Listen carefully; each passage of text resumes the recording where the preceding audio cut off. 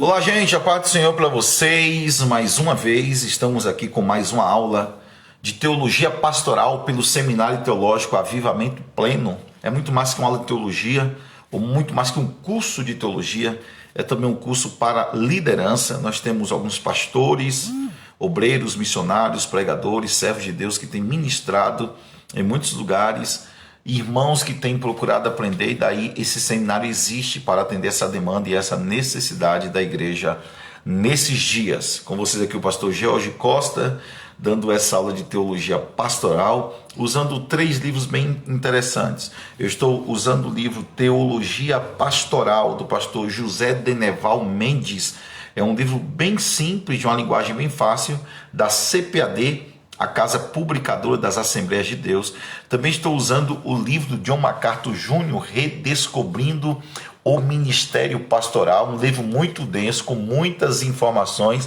Estou aqui com ele aqui. Que livro muito bom, eu indico aos pastores. É um livro mais antigo, confesso que eu nem sei se ainda está sendo reeditado, reimpresso, mas é um livro muito bom. E também um livro que é fantástico, eu indico a todo pastor tem que ter esse livro, que eu vou indicar para vocês agora.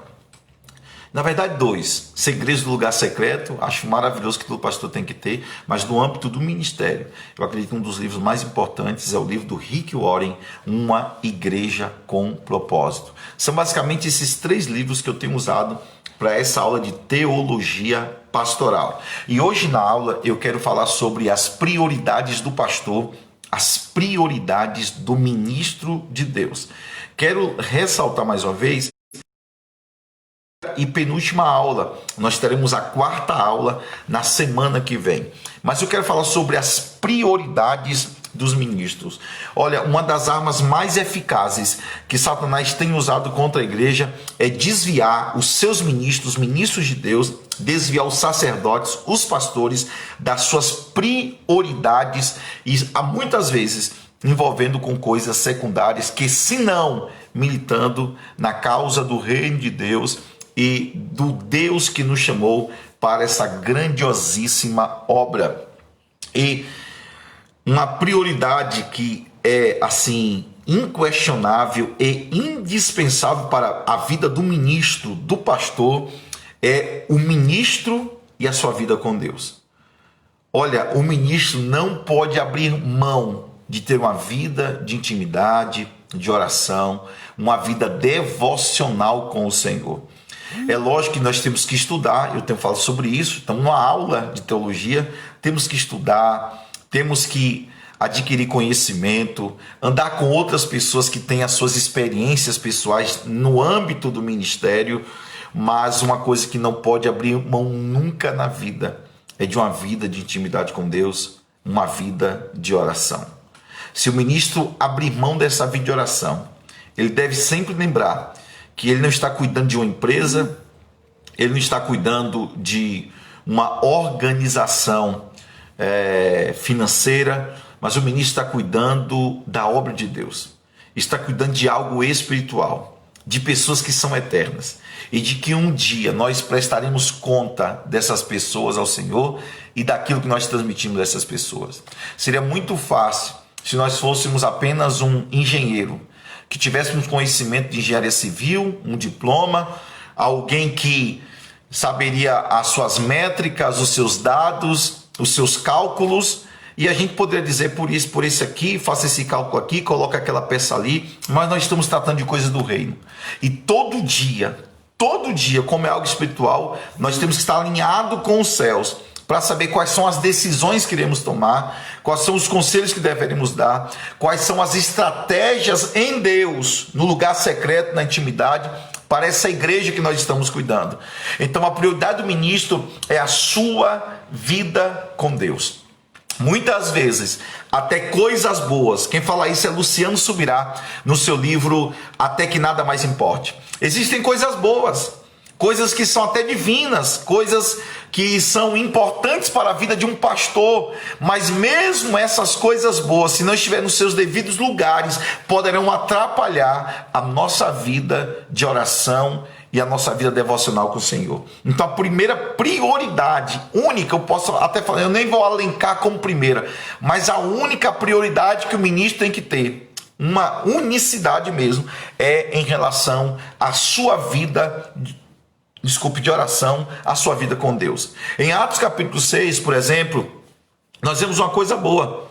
Os helenistas, que eram gregos simpatizantes ao judaísmo, eles perceberam que as suas viúvas, elas estavam ficando desamparadas e elas precisavam de apoio na distribuição diária de alimentos. Eu acho interessante que em Atos capítulo 6, versículo 4, os apóstolos entenderam que deveriam levantar diáconos para cuidar dessa coisa, desse problema. E os diáconos deveriam trazer a solução para esse problema. Mas os apóstolos não abriram mão das suas prioridades. Atos 6,4 diz: nós nos consagraremos à oração e ao ministério da palavra. Porque se os apóstolos, eles para cuidar das mulheres viúvas na distribuição diária dos alimentos, eles teriam que abrir mão da oração e da palavra. E perceba que essa prioridade, ela tem dois viés, uma bifurcação. Qual é? Uma prioridade pessoal, que era: nos consagraremos à oração, e o pastor nunca deve orar para poder ter uma palavra para pregar ao povo, mas o pastor deve orar para gerar um tempo de intimidade com Deus. E a segunda é uma prioridade ministerial, e nos dedicaremos à palavra. Então nós temos aqui duas prioridades em uma: a oração, que é pessoal, e a palavra, que é ministerial. Ele diz: nós nos consagraremos à oração e à palavra. E perceba que a oração vem antes da palavra, porque você nunca pode falar diante da face dos homens sem ter estado diante da face de Deus. A primeira prioridade na vida de um pastor, aleluia, é a prioridade da oração. Infelizmente, devido ao que eu digo dessas coisas boas, né? Essas coisas boas do ministério, muitos pastores têm divorciado a sua vida da oração. E não vai valer a pena, não vai valer a pena. Porque existem coisas que só a intimidade nos dá. Por isso, pastor, ministro de Deus, líder que está me assistindo agora nessa aula de teologia pastoral, Deus não te chamou para te dar uma igreja, Deus não te chamou para te dar um pastorado, Deus lhe chamou para te dar um tempo de intimidade com Ele. E essas outras coisas são consequências dessa vida de intimidade com Deus. Por que essa tem que ser uma prioridade, a minha vida com Deus? Porque a obra não é sua, a obra é dele. Segundo, porque o ministro depende de Deus em todas as coisas. Possa ser que tem coisas na sua igreja que está dando certo, no seu ministério, na sua chamada. Mas de repente você está como aquele homem, salvo engano, Mateus capítulo de número 11, que está apenas colocando a sua casa sobre a areia e não sobre a rocha.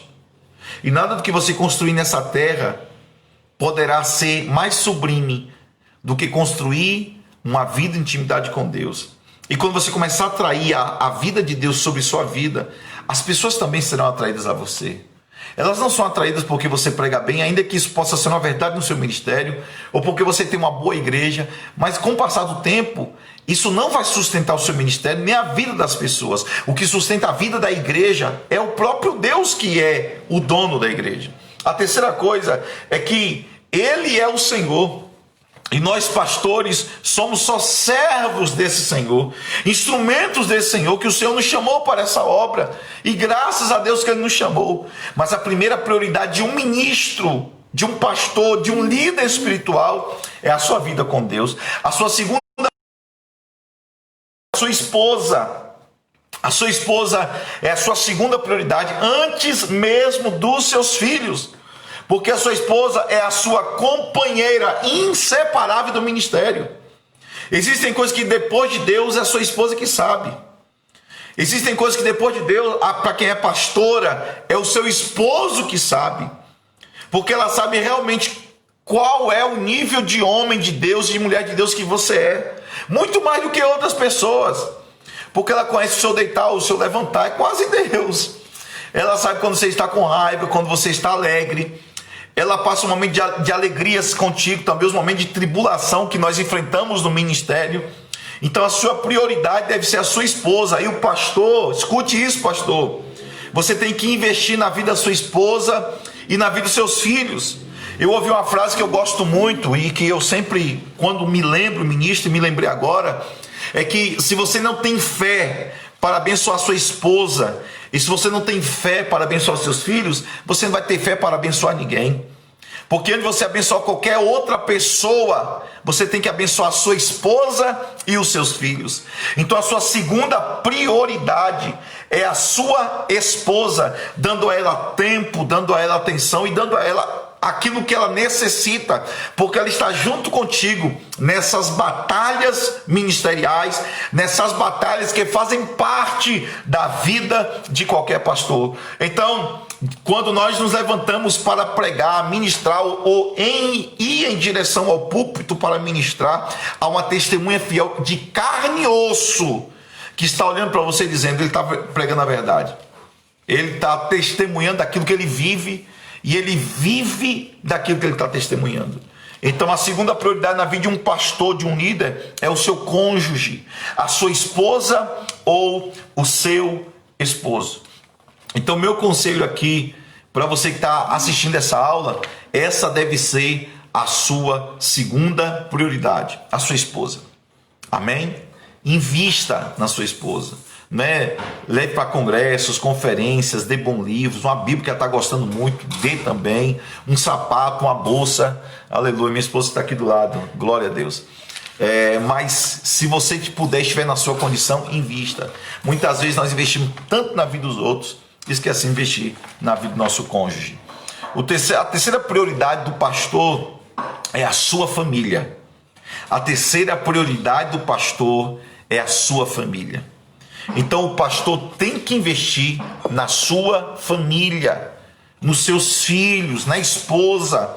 Investir não só financeiramente, mas investir em oração, investir tempo de qualidade, investir em um momento com os filhos. Eu estou participando de um grupo chamado Pastor Discipulando o Pastor, que na verdade é uma conferência que acontece anualmente no estado de São Paulo, liderada pelo pastor Josué Gonçalves, uma ótima conferência, voltada só para pastores, e eu faço parte dessa mentoria de pastores, e eu trouxe aqui alguns levantamentos que eu achei importante falar para você.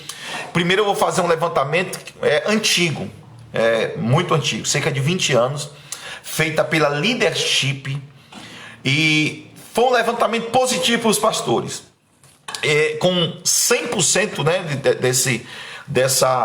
dessa pesquisa, onde 57% dos pastores indicaram que o fato de serem pastores beneficiava as suas famílias. Olha que boa notícia, isso nos Estados Unidos, em 1992. Agora eu vou trazer uma mais atual. Então 57% dos pastores, eles indicaram que o fato de serem pastores beneficiava as suas famílias. 28% desses que isso representava uma ameaça. O fato de ele ser pastor representava uma ameaça para a sua família. E 16% afirmaram que era algo indiferente. Ou seja, é uma boa pesquisa, mas não só uma boa pesquisa, mas os resultados também foram positivos. Isso quer dizer que de 100 pastores, 57 deles disseram não, o fato de eu ser pastor tem sido algo benéfico e algo produtivo para a minha família.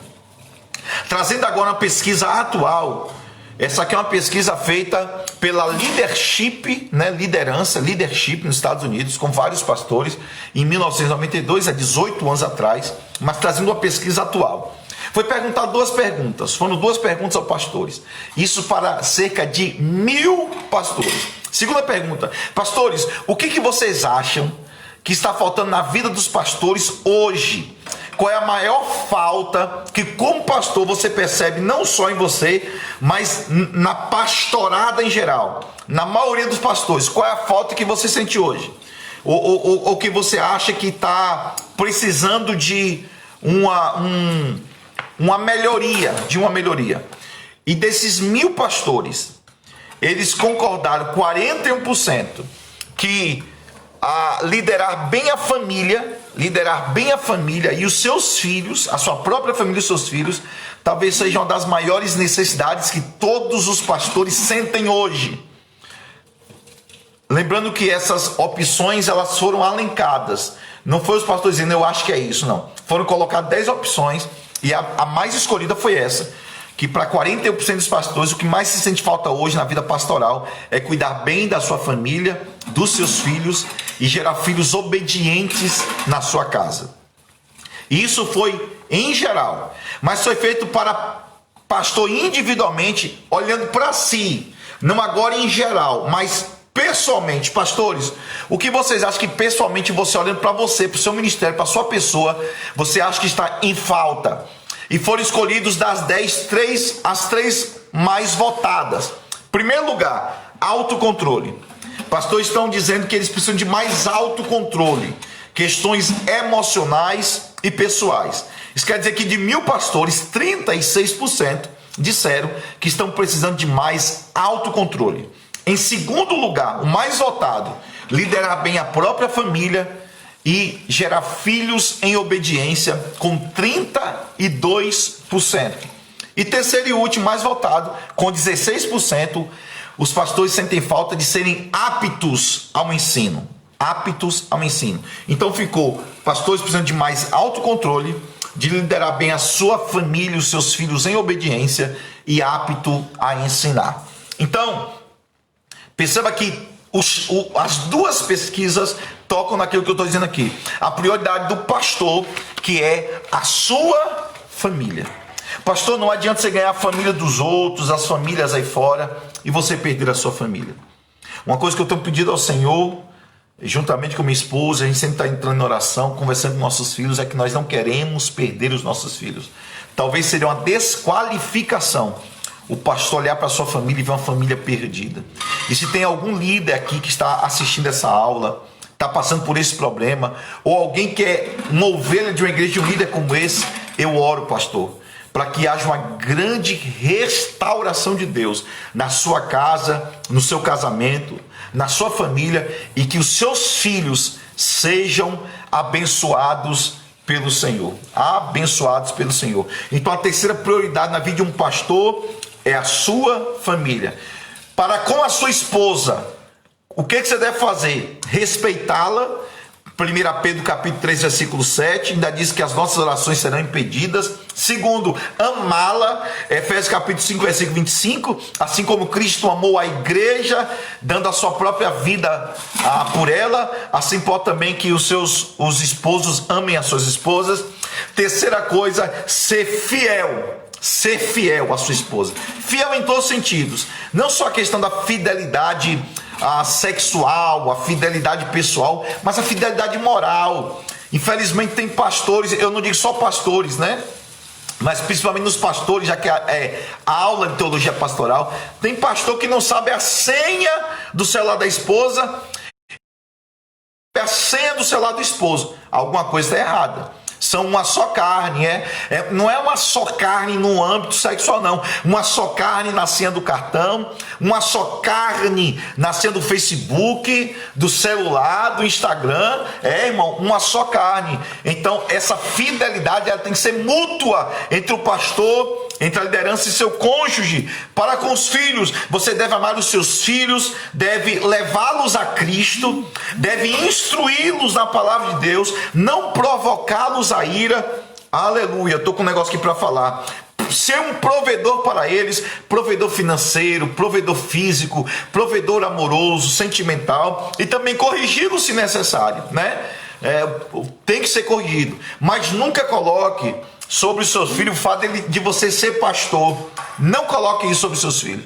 Porque você é filho do pastor, você é meu filho, então você tem que ser o melhor filho, o mais obediente. Não coloque esse peso, porque talvez esse peso que você coloque sobre o seu filho, no futuro vai fazer ele sair da igreja, porque fica um estigma, é filho do pastor. Eu cheguei lá na igreja há um tempo atrás, já falei isso 2 vezes na igreja, porque tem essa cobrança. Parece que quando o pastor vai, ele se torna pastor da igreja. É igual combo de operador de celular, né? Tem que ter a internet, a TV lá da Smart TV com todos os canais, tem que ligar para fora da cidade, do estado e para dentro da cidade, um combo. É como se o pastor tivesse que levar um combo igual um operador de celular. Não, o senhor pastor a mulher canta, o menino toca, o outro dá aula de alguma coisa. Não, irmão. O fato de você ser pastor não quer dizer que sua esposa tem que ser uma pastora e nem que seus filhos têm obrigação nenhuma de ser alguma coisa. Eles são filhos como seus, como os filhos dos outros também o são. A sua esposa é sua esposa, como as esposas dos outros irmãos, ou de qualquer ali também é. Então eu já falei, não venha cobrar minha esposa, nem meus filhos, pelo fato de ser pastor. Porque no dia que eu deixar de ser pastor, ela vai continuar sendo a minha esposa. E vai continuar sendo qualquer uma outra mulher da igreja. Se eu deixar de ser pastor, os meus filhos serão filhos como qualquer outro filho de crente da igreja. Então não aceito que cobre nenhum dos filhos do pastor da CEMAP, e nem os meus filhos, e nem as suas respectivas esposas. Nós somos seres humanos normais como qualquer um. A diferença é que Deus nos chamou para o ministério. Pastor, não aceite que a igreja que você pastoreia coloque um jugo sobre o seu cônjuge e nem sobre os seus filhos. Olha lá, gritou, é o filho do pastor. Mas você é filho do pastor, você não pode ficar brigando, você não pode ficar correndo na igreja. Irmão, ninguém deve estar correndo na igreja. E ninguém deve estar gritando na igreja ou fazer qualquer coisa. Filho do pastor não é melhor e nem pior que qualquer pessoa, tá? Se Deus tem uma chamada na vida dele, vai acontecer.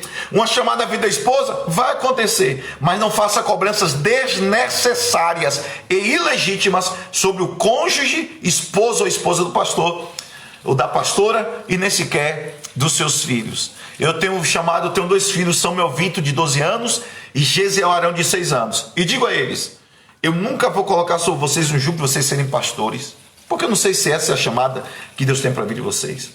Eu também não vou falar que vocês têm que ser profetas da igreja, ou que vocês têm que ser, cantar na igreja, ou pregar na igreja. Vocês têm que ser servos de Deus. Não importa se você quer seguir uma outra profissão, siga. Mas uma coisa que vocês não podem abrir mão é de serem servos do Senhor Jesus. Isso eu não abro mão, de vocês serem servos de Cristo. Eu falo, vai ter dias, eu estou aqui com vocês, eu corrijo uma coisa, eu falo outra, mas vai ter dias que eu não vou estar com vocês, e nem a mãe de vocês. Mas eu vou crer que o quanto vocês têm aprendido, a oração, a palavra, vai tornar vocês fortes. Porque o mundo vai querer tirar vocês da presença. Vai ter coisas que eu não vou ver, mas Deus está vendo, e vocês têm que ter uma firme convicção no coração de vocês, que vocês servem a um Deus vivo. Então eu quero falar sobre as 3 prioridades do pastor: uma vida de oração, de compromisso, de intimidade com Deus, não uma oração de informação, mas uma oração de descanso, de refúgio, de refrigério em Deus. A 2ª prioridade do pastor, o seu cônjuge. A 3ª prioridade, os seus filhos, a sua família. Eu quero falar também hoje sobre os perigos do ministério pastoral. Os perigos do ministério pastoral. O primeiro perigo que pode acontecer na vida de um pastor é a acomodação. A acomodação. Então, o pastor, ele tem, em 2 Timóteo, foi a primeira aula que eu dei, capítulo 2, versículo 3 a seguir, fala que o pastor, o ministro, o líder, é comparado a um soldado e a um atleta. Soldado e atleta. Essas duas figuras retratam que o ministério pastoral tem que ser um ministério de treinamento, de labuta, de renúncia, de preparação. É por isso que você está tomando aula agora, você está se preparando. Então mostra que um atleta e um soldado, ele tem atividades constantes. É alguém que tem iniciativa, é alguém que faz treinamento, é alguém que se prepara, é alguém que tem espírito de luta, e principalmente são pessoas persistentes e determinadas. O pastor não pode se acomodar, o pastor tem que ler livros, porque se você não estudar, não ler livros, participar de conferências, de congressos, você não vai ter nada para poder passar às pessoas, e a gente só passa aquilo que a gente tem. Tem livros aí, pastor, que você está com preguiça de ler, que está dentro desses livros. Eu ouvi o pastor Tiago Brunet falando sobre isso, e é verdade. Esse livro que está no prático ainda, talvez exista uma revelação ali para a sua vida. Talvez vai ter uma estratégia de Deus que vai estar ali dentro daquele livro. Talvez uma resposta que você está precisando hoje para o seu ministério, para a sua igreja, está lá naquele livro. Então, o pastor precisa se preparar. Eu sempre, quando eu estou dando aulas, eu sempre falo uma coisa interessante sobre treinamento. Olha, o jogador Messi, o argentino Messi, é um grande jogador de futebol.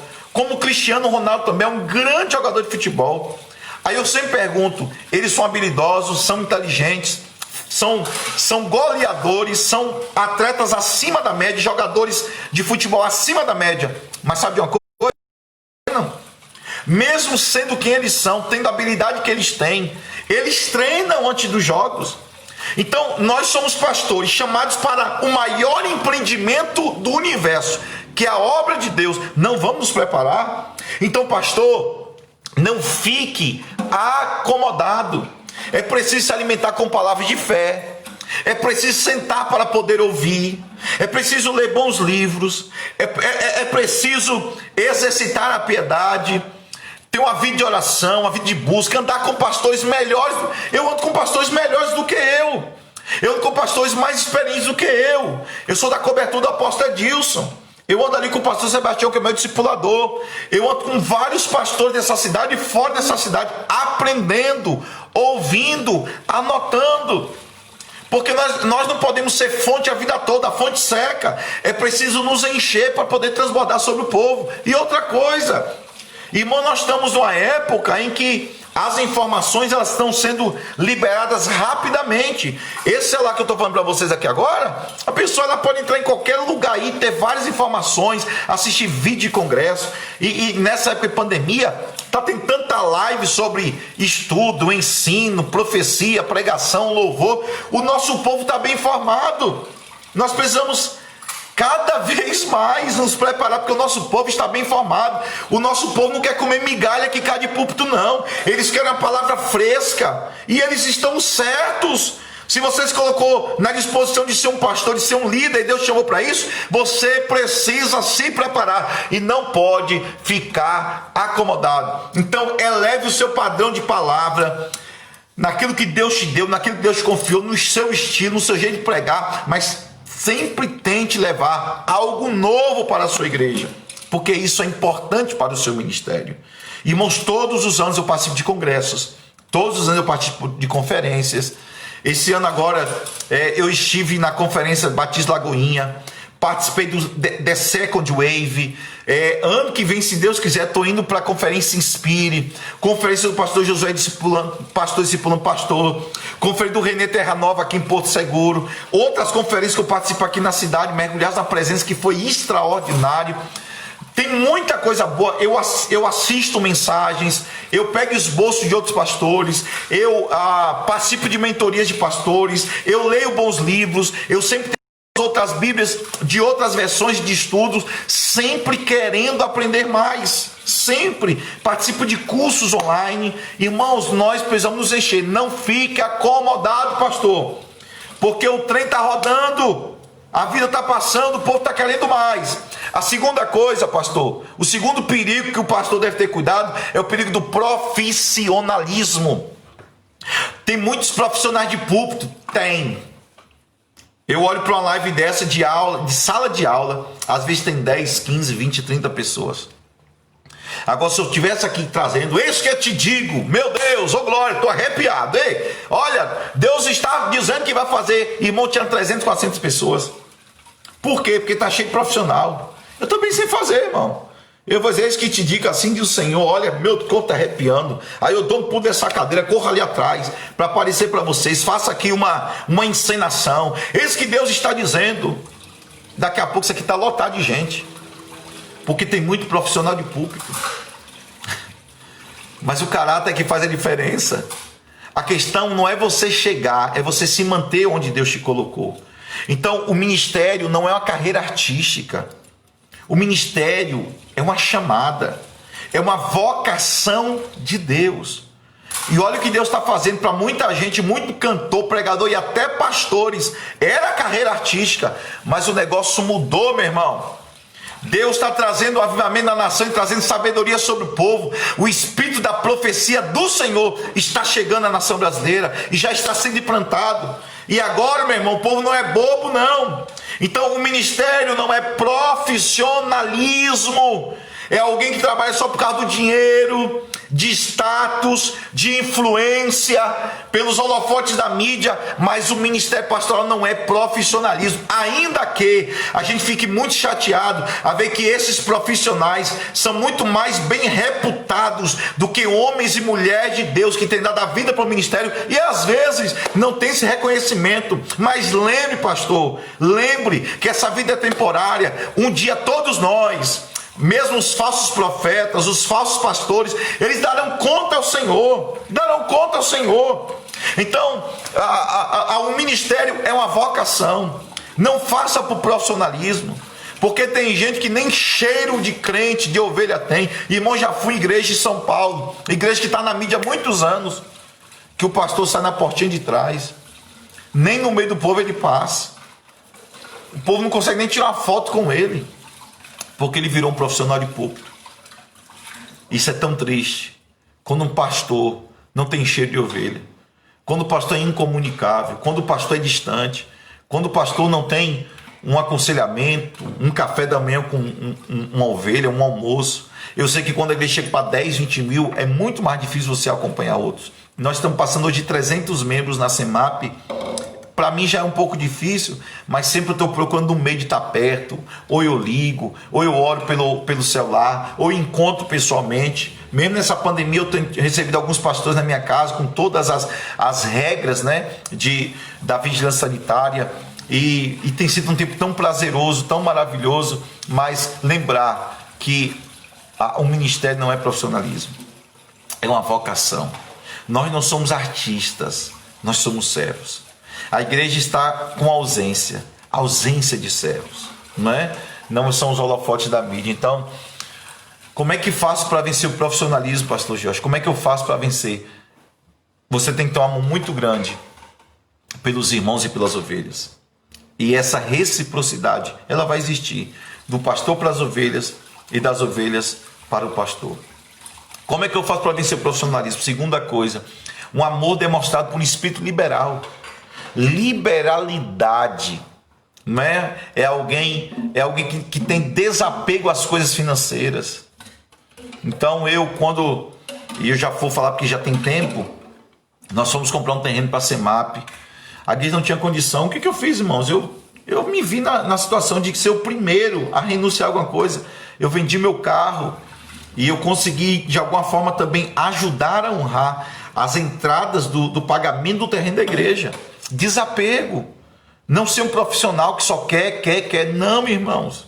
Eu fiquei 3 anos, a igreja tem 6 anos de idade, eu fiquei 3 anos sem receber salário da CEMAP, 3 anos, só usando para as coisas internas da igreja, abençoando pessoas, porque nós temos aqui um princípio da honra. Nós nunca chamamos ninguém para ministrar na CEMAP, não chamamos, se nós não conseguimos honrar essa pessoa. E 90% das vezes, quando a gente fala honrar, é financeiramente mesmo, com dinheiro. Às vezes a gente pode dar um brinde, um presente, mas 90% é financeiramente.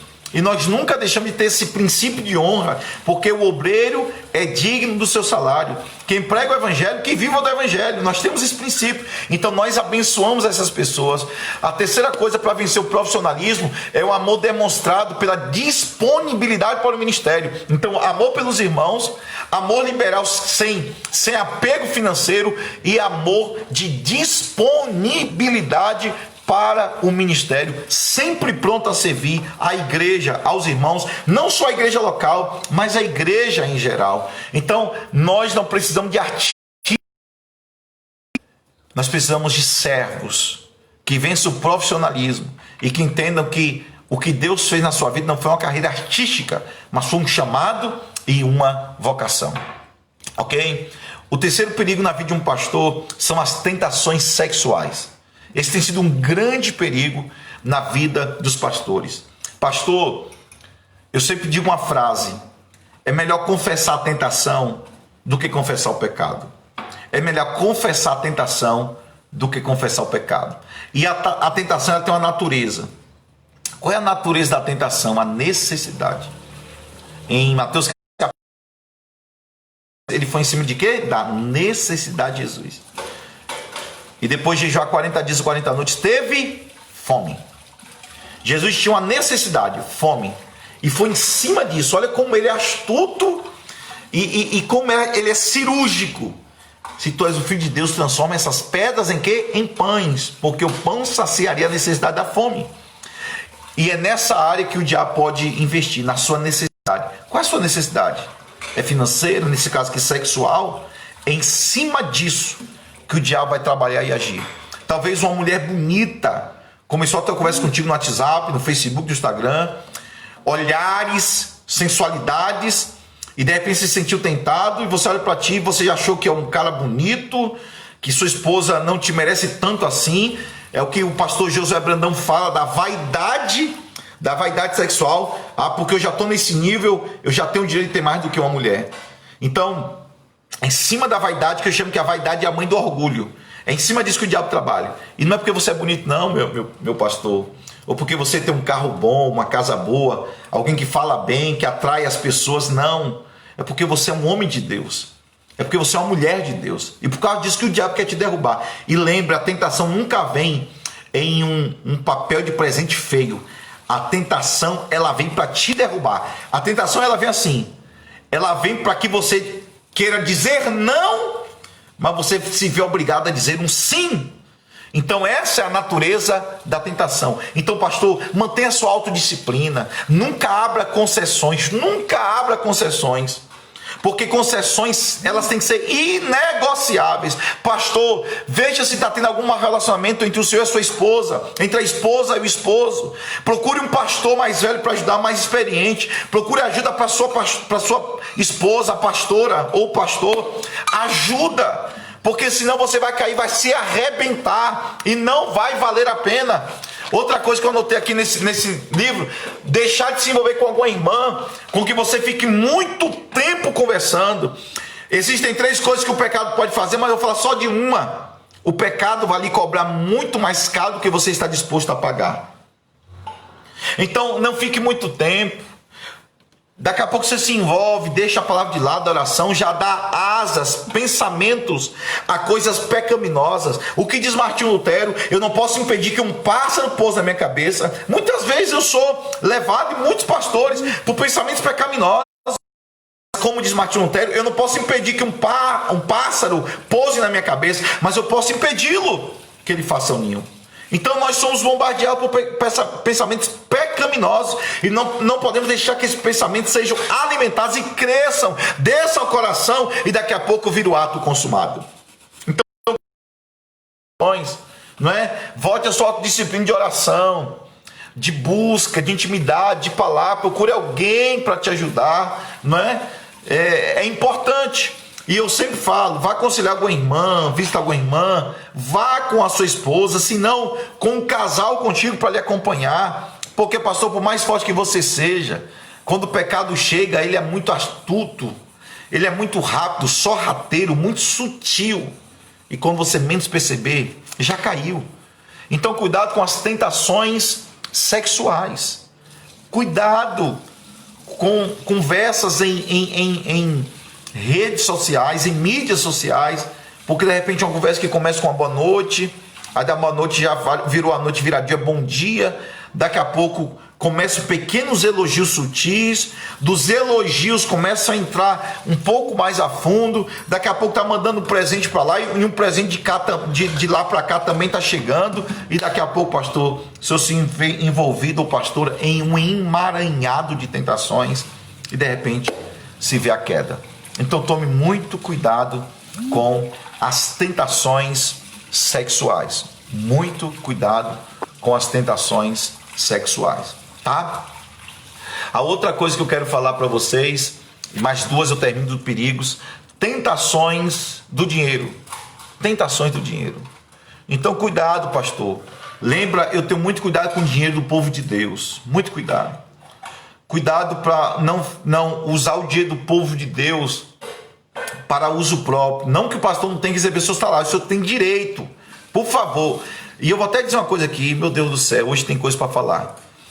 Vamos dizer que um pastor é rico, ou um pastor tem muita condição financeira. Mesmo assim, pastor, tem que ensinar o povo a honrar. Nunca deixe de receber a honra do povo, o seu salário, por mais que o senhor tenha condições. Por mais que seja o senhor que banque a igreja. Mas tem que ensinar o povo a dizimar, ofertar e honrar. Porque senão o povo não aprende sobre honra e não recebe as bênçãos de Deus que vem através da honra. Eu vou anotar algumas coisas aqui sobre dinheiro. Sente inveja daqueles que fora do ministério estão prosperando. É um perigo da tentação de dinheiro. Talvez sua vida financeira não está tão bem, você está pensando em sair da obra do ministério para voltar a fazer o que fazia antes, ou com inveja de alguém que está prosperando em outra área, talvez até profissional. Segunda coisa, uma vez que é dedicado ao ministério, muitas vezes está querendo se associar com outras coisas lucrativas que muitas vezes podem roubar o seu tempo. Roubar o seu tempo. Não que o pastor não possa ter uma empresa, entenda isso. Não que o pastor não possa vender outras coisas, mas cuidar para essas coisas não roubarem o seu tempo. Como eu disse, eu vendo Bíblias, vendo camisas, nós temos uma loja virtual, mas nós não deixamos que essas coisas roubem o nosso tempo, o nosso trabalho na obra de Deus. A outra coisa, achar que por ser pastor não precisa contribuir para a igreja. Eu sou dizimista na igreja. Eu primicio, eu oferto, mesmo sendo pastor, porque eu entendo que assim como ensino o povo a fazer aquilo que a Bíblia diz, eu também tenho que fazer, porque isso traz também recompensas e promessas de Deus sobre minha vida. Então, outro perigo que eu acho, um pastor sendo pobre discrimina irmãos que são ricos na igreja. Então tem pastor que por ele é pobre e ele acha que ser rico é um problema. Não pode ser assim, pastor. E também não ser um mau gestor da obra de Deus. Um dinheiro que entra e a igreja não vê nada acontecendo, não compra uma cadeira nova, um microfone novo, o dinheiro entra e não usa para nada esse dinheiro. Pastor, seja um bom gestor. Se o senhor não aprendeu sobre a educação financeira, tem cursos aí online. A faculdade de Túlio Vargas está fazendo cursos online. Hoje tem aplicativo do Play Store que tem cursos online. Hoje tem vários vídeos no YouTube sobre educação financeira. Então use esses recursos para a igreja e para manter o senhor e sua família também, pelo amor de Deus. Mas cuidado com as tentações do dinheiro, com as ambições, com as ganâncias. Cuidado com essas coisas para não perpetrarem no seu coração e de repente se ver andando por outros caminhos, não é? Uma sugestão que eu dou para vencer a tentação é fazer duas perguntas importantes. Eu queria que você anotasse duas perguntas. Eu estou no lugar onde Deus quer? Eu estou no lugar onde Deus quer? Primeira pergunta. Eu estou no lugar onde Deus quer? Segunda, eu estou exercendo o ministério de Deus como Ele quer? Eu estou exercendo o ministério de Deus como Ele quer? Se essas respostas forem positivas, se elas forem sim, então, pastor, continue. Foi o Senhor que lhe chamou. Foi Deus que te sustentou. E vai continuar a te sustentar. Ele vai lhe prover. Ele vai lhe respaldar. Ele vai preparar pessoas, ambientes, situações. Nada vai lhe faltar. Vença as tentações porque o Senhor é contigo. Às vezes nós temos a ingratidão do povo. Isso é normal. É normal. Eu sempre digo que quem não quer passar por dificuldades, perseguição, difamação, calúnia, então não seja pastor. Mas uma vez que o senhor está, ou a irmã, pastor, está nessa situação, continue firme, porque o Senhor que lhe chamou. E mesmo que tenha pessoas que são ingratas, também tem pessoas que são gratas. Tem pessoas que não oram por você, mas tem pessoas que oram por você. Então, tem esses cuidados. Esses são os perigos na vida do pastor. E o pastor precisa ter todo esse cuidado, tá bom? Essa é a terceira aula hoje, Teologia Pastoral. Próxima semana eu volto para finalizar. Eu quero que você copie isso no caderno, que você estude isso, ouça cada palavra, veja o que é importante para você, veja o que é interessante, tá? E que essa palavra de hoje, essa aula de hoje, tenha edificado e abençoado a sua vida, tá bom? Deus abençoe em nome de Jesus. Até mais, tá bom? Até mais. Deus abençoe em nome do Senhor Jesus.